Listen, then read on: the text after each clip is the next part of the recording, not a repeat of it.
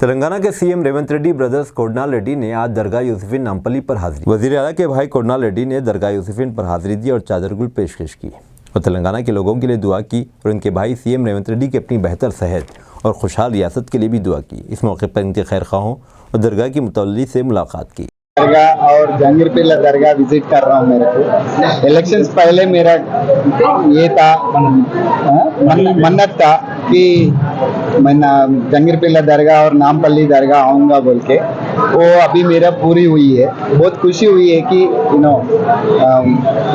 मन्नत पूरी करने के लिए थैंक यू वेरी मच।